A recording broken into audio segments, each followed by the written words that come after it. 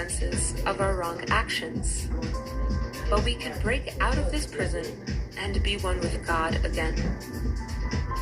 Though we are surrounded by the bars of fate, evil, moral troubles, weaknesses, sickness, financial difficulties, we have the power within us to sunder them. In your youth, you feel you have the power to conquer the world. But as you get older, you feel you have lost it. Day after day, you prove that you are a slave to your environment and habits.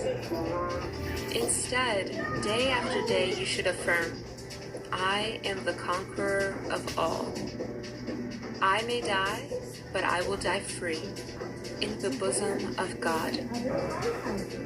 I will not remain behind the bars of bad habits, the bars of fate. This freedom will come if you meditate every day and strengthen your willpower. Not God, but you created the jail.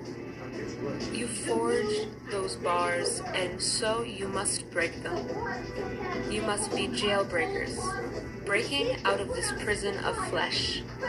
Escape from every jail cell of bad habits, attachment, emotion, desires, life, and death.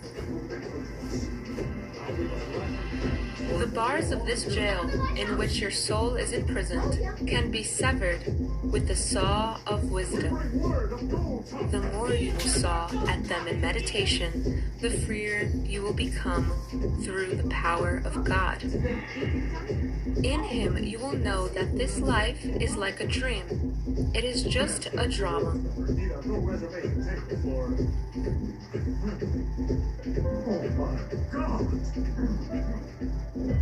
Dear ones, I very much enjoy these meetings with you because I don't come here to give a lecture. I talk to you only with the consciousness of spirit and not in a mechanical way. I speak to you what comes from my soul. I seek only those who are deeply interested in finding God. Such lovely souls I meet here.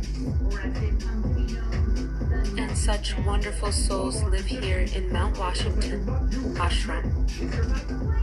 Years and years, one peace and harmony. I give thanks to the Lord for all His glory. It is not always easy to do good, but the greatest thing in life is to live in the castle of your own clear conscience, knowing you are pleasing God. He is the only answer, for in God lies the greatest happiness. Over and above performing faithfully all one's duties, taking shelter in me, it is by my pleasure a devotee obtains the eternal, unchangeable state. You should love and bless all, and try to see God in everyone, even the error-stricken. And no matter how hard it seems at times, you must follow the path of truth. Then you will break the bars of fate. Excerpts from the book The Divine Romance by Paramahansa Yogananda.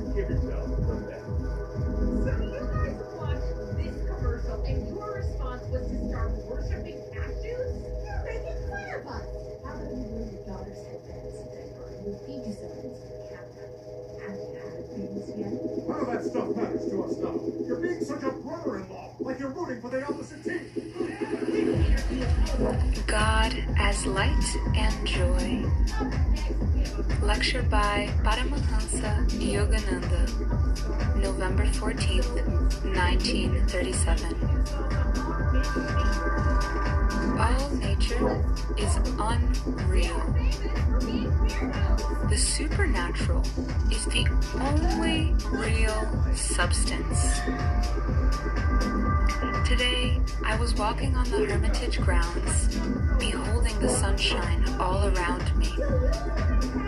As I passed the stairway to the beach, I stopped and turned turned on the electric stair lights to see if they were working. But I could not see them, for as I stood there, the great light of God suddenly came and made it impossible to distinguish lesser lights. Even the sun I could not see at all.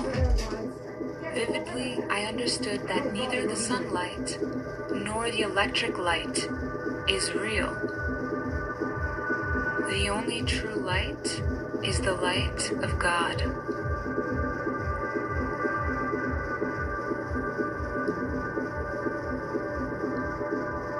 If there should rise, suddenly within the skies, sunburst of 1,000 suns, flooding earth with beings undeemed of, then might be that Holy One's majesty and radiance dreamed of. In that great vision, he showed me worlds upon worlds, endless manifestations of his light. These things that I beheld are but expressions of his consciousness. And if we are attuned to him, our perception is limitless, pervading everywhere in the oceanic flow of the divine presence. When the Spirit is known, and when we know ourselves as Spirit, there is no land or sea, no earth or sky. All is He. The melting of everything in Spirit is a state no one can describe. A great bliss is felt, eternal fullness of joy and knowledge and love. I can see it in a devotee's face if inwardly his soul is trembling with that joy, as a leaf trembles in the wind. Such is the yogi. This ecstasy can only be known by balancing the activity of ordinary life with deep, soulful, undiscourageable meditation.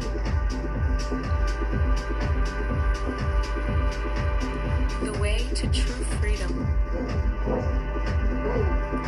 Egotism, pride, greed, anger, and other ugly outgrowths of self-centeredness are barriers to spiritual development, preventing man's escape from the misery of soul ignorance. The right course is to follow the teachings of a spiritual master who has wisdom and who loves God above all else, and to tune in with the wishes of such a guru. That way leads to freedom.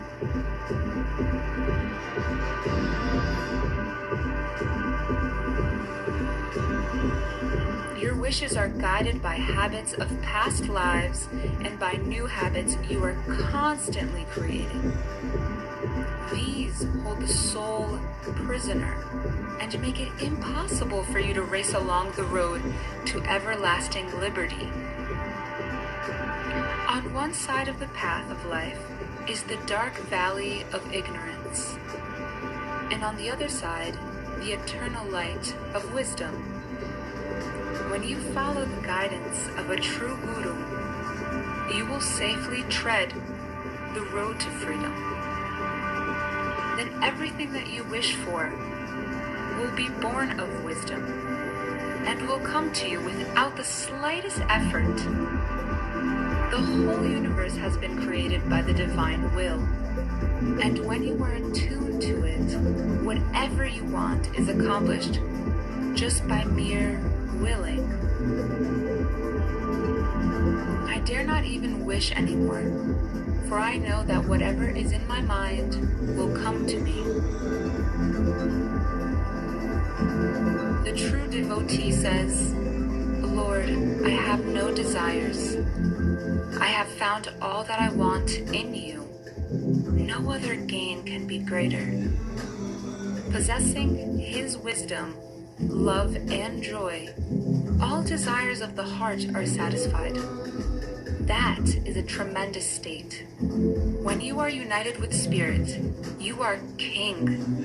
a king of quietude and bliss, fully satisfied and complete within yourself.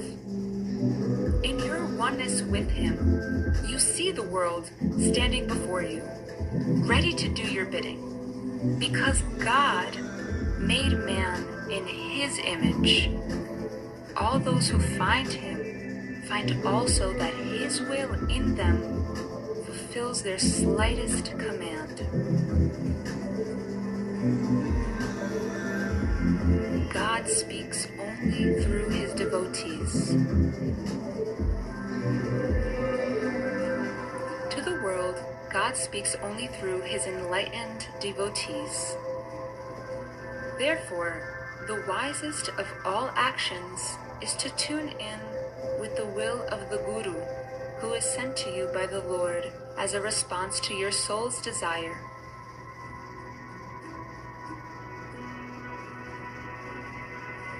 He is not a guru who is self-proclaimed as such. He is a guru who is asked by God to bring others back to him. When there is a little spiritual desire, the Lord sends books and teachers to further inspire you. And when your desire is stronger, he sends a real guru.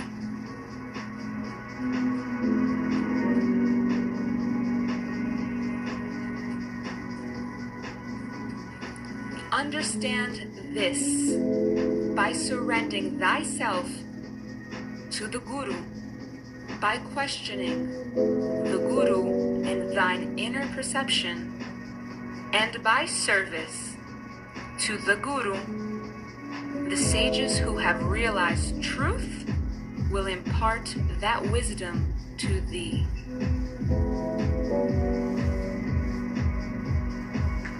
There are teachers who expect their followers to be always at their beck and call, ready to obey instantly. And if they don't, the teacher becomes angry. But a spiritual teacher who knows God and is truly a guru never thinks of himself as a teacher at all. He beholds God's presence in everyone and feels no resentment if some students disregard his wishes. The Hindu scriptures say that those who tune in with the wisdom of a true guru make it possible for the guru to help them. Comprehending that wisdom from a guru, thou, O Arjuna, wilt not again fall into delusion. The friendship that exists between guru and disciple is eternal. There is a complete surrender.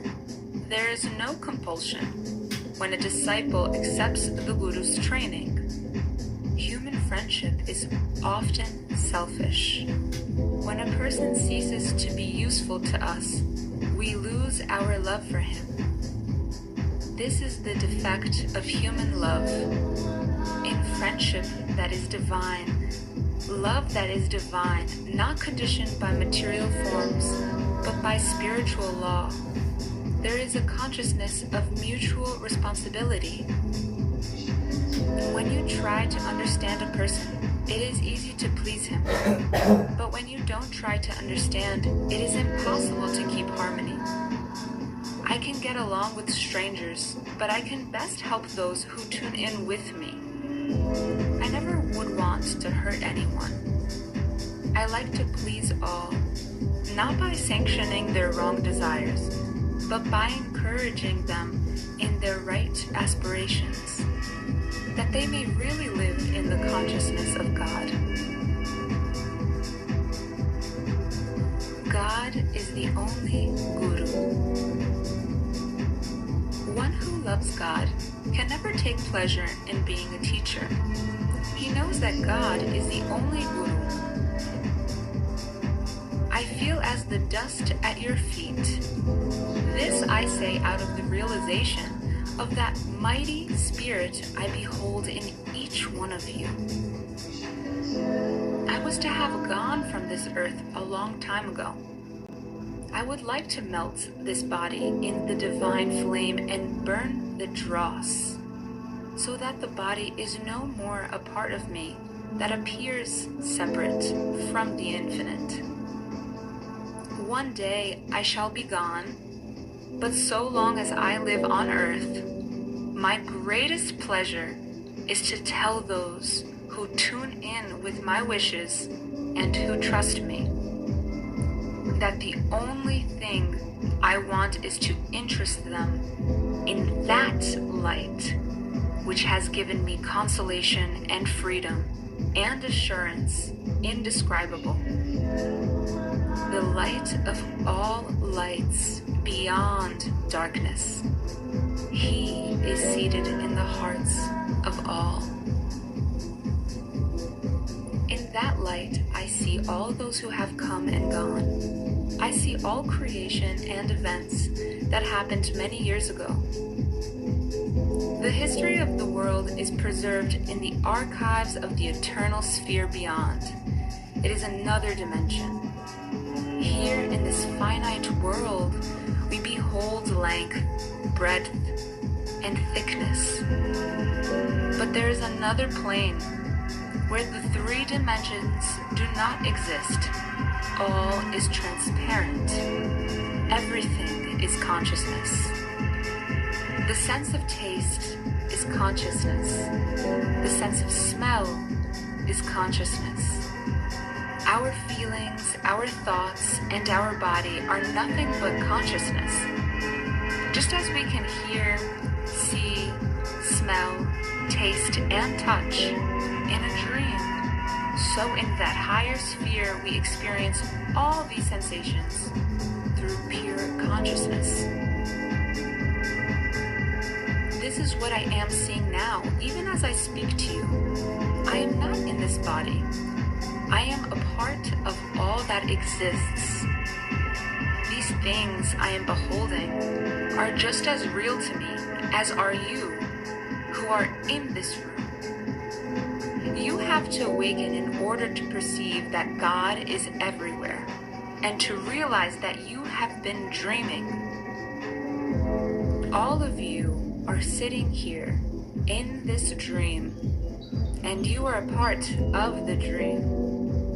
Many times I see this room in eternity, and other times I see eternity in this room. All things have borrowed life from that eternal source.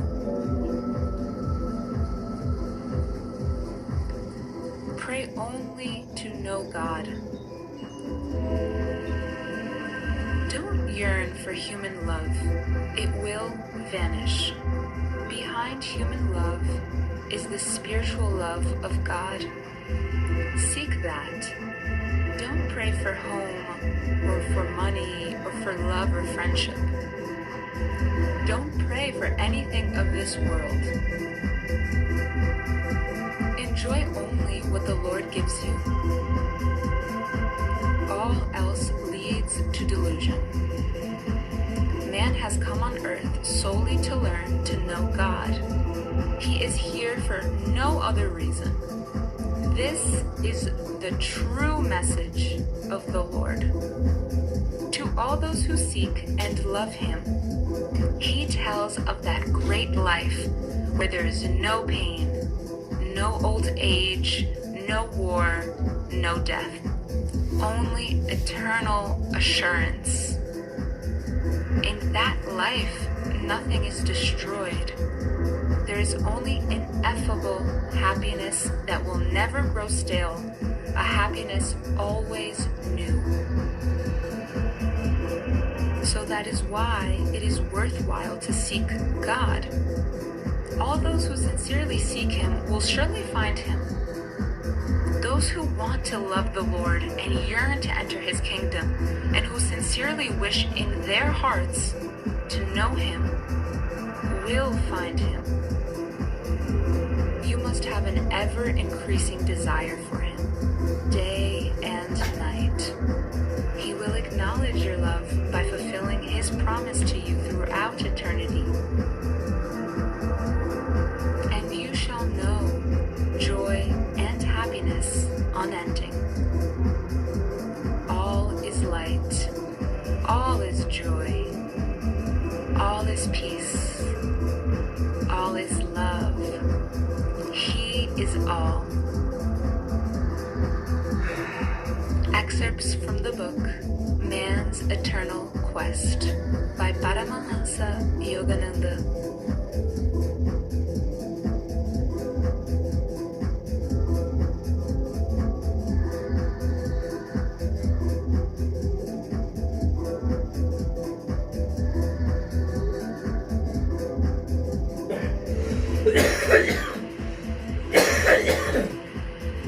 Did we meet before? Extracts from lectures by Paramahansa Yogananda in 1943. Did we meet before? Certainly.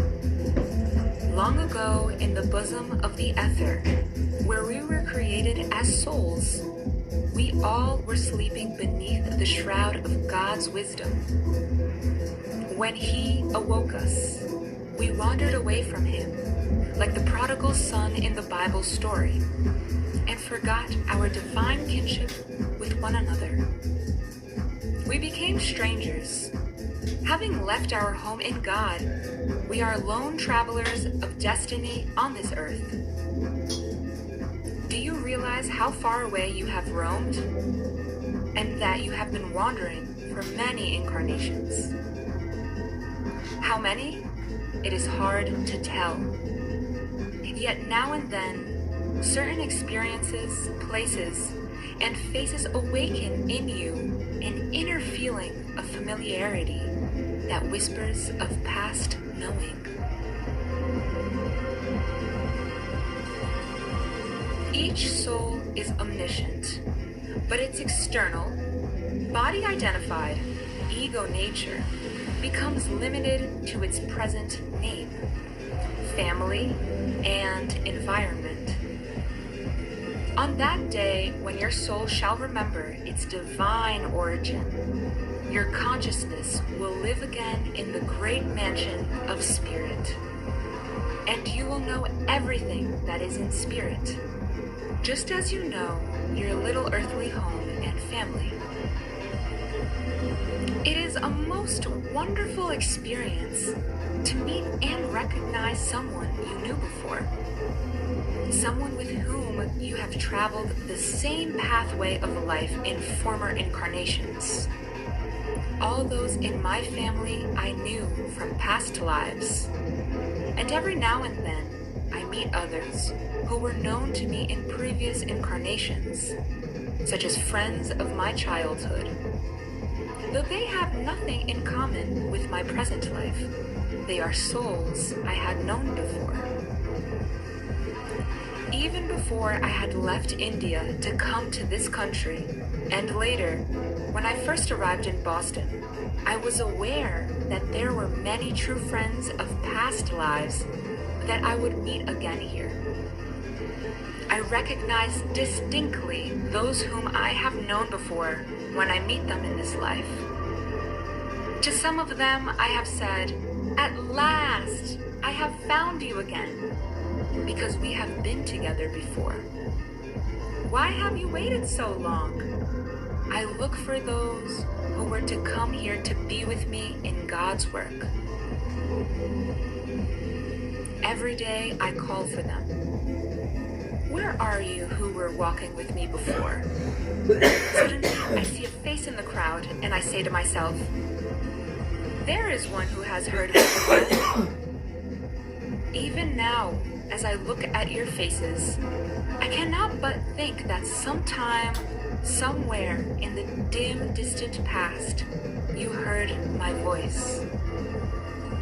And the call of that voice has brought you here. Why else, out of millions, were you prompted to come, if not that God has picked you? Some souls, those who are slightly awakened from the slumber of ignorance that veils memories of past lives, will stop and think, yes, I know what he is saying. Somewhere I have heard his voice before. It is not unfamiliar to me.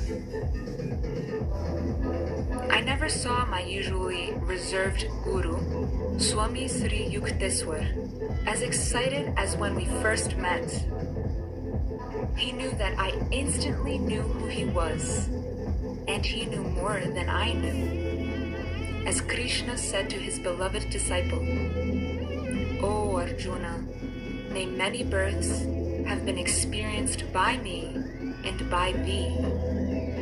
I am acquainted with them all, whereas thou rememberest them not." I can never forget the joy of recognizing Master at that first meeting. Never in my life have I met anyone as great as he. He lived the Spirit of God. Sri Yukteswar was very humble and also very stern. If you associated with him as a friend, you would never have cause to be timid around him. But if you came to him as a disciple, woe unto you if you couldn't take incisive discipline. He never dealt with your words, he worked with your thoughts. Many couldn't take his strictness, but I rejoiced when I saw that he was clearing all wrong thoughts from my mind and filling me with divine wisdom. Such a wonderful fount of wisdom he was. For when you love God truly, you know all that he knows. Master was a true lover of God. Many lives needed to build the mansion of friendship. So, in one sense, you are a stranger traveling alone through this world. Not one whom you think yours is yours. Isn't that true? No one is owned by another. Our karmic destinies have each their individual course, and no one can own or control anyone else. But in a different sense, you are not alone in this world. There are some close relationships that endure, and from which we draw support and joy. Who are these souls who are close to you? They are not always those born in your family, but those with whom you feel an inner tie of deep friendship. For instance, there are those around me here in the ashrams. I have nurtured them with my ideals. They reflect my thoughts and my perceptions. They are considerate of me and I of them. I have planted my life in them, and the divine friendship we share is an eternal bond in God. The foundation of friendship is not secured in one life. Many lives are needed to build the mansion of friendship. It is built with souls you have known before, life after life. That is why, from among the throngs, Jesus called his disciples to him one by one. Those whom he had known before. They met again in the bosom of eternal friendship. Recognizing those you knew before. How can you recognize those you knew before? In a crowd of strangers, sometimes there is one whom you feel at first meeting you have known long ago. Others you never feel close to, no matter how much you associate with them.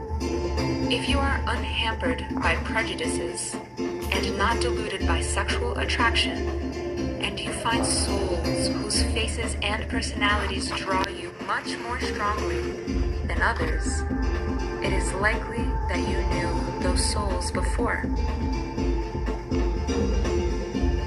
A little test will also help determine which ones are true friends of the past. You may have a lot of so-called friends, and they will tell you that you are wonderful and agree with everything you say. Such persons want you for something for their own benefit. True friends want nothing from you except the joy of your presence. Sometimes the test of friends is in how they behave toward you when you have done something that happens to rouse or contradict them. Those who are your own will never be vengeful or forsake you, even though there may be disagreements. Those who were your true friends in other lives will have an unconditional love for you. No matter what you do, they will always be your friends. Anyone who loves you unconditionally is someone you knew before. That kind of friend you should be also. In analyzing who are your friends of past lives, you can also tell by the attunement you share with one another. As you gradually concentrate your consciousness on developing true friendship with another, you find that you begin to know how that person will feel or respond, even before he reacts. If you can do this after only a short acquaintance, certainly you knew that person before. These are some of the signs by which we know who our past friends are. Be a friend to all, but don't expect all to be your friends unless they have passed these tests. To those who fail, give your love and consideration, but remember that they are not ready for your friendship. You should not allow your heart or feelings to be hurt by them. The mansion of friendship must have a solid foundation. If you think differently from your friends and lose their friendship because of it, then you know they were not really your friends. You should not try to build the mansion of friendship on the sand of those relationships. Most people are self-centered. They want to please others for what they can get from them. Such persons are yes people, led by the expediency of the moment. Never give up your freedom of will or compromise your conscience and ideals for self-gain. Hold fast to right principles. Sincerity plus thoughtfulness. Be true, be sincere, and friendship will steadily grow. I remember a discussion with Master about sincerity. I had said, "Sincerity is everything." "No," he responded. "Sincerity plus thoughtfulness is everything." He went on. Suppose you are sitting in the parlor in your home, and there is a beautiful new carpet on the floor. It is raining outside. A friend you haven't seen in many years flings open the door and rushes into the room to greet you. "That is all right," I said, but Master had yet to make his point. "You were sincerely happy to see each other," he said. "But wouldn't you have liked it better if he had been thoughtful enough to take off his muddy boots before he came in and ruined the carpet?" I had to agree he was right. No matter how well you think of someone or how close you are to that person, it is important to sweeten that relationship with good manners and thoughtfulness. Then friendship becomes truly wonderful and enduring. Familiarity that leads you to be inconsiderate is very harmful to friendship. Sincerity is one of the things I prize most. Do not mix with people who flatter you, for someday such friendships will be torn asunder. You will find that you have wasted your time on them. Always beware of flattery. It is good to encourage others with wholehearted praise and appreciation, but the insincerity of flattery is a poison that destroys the soul of both the giver and the receiver. If anyone prefers flattery to love, doesn't deserve friendship. Those who give love do not give flattery.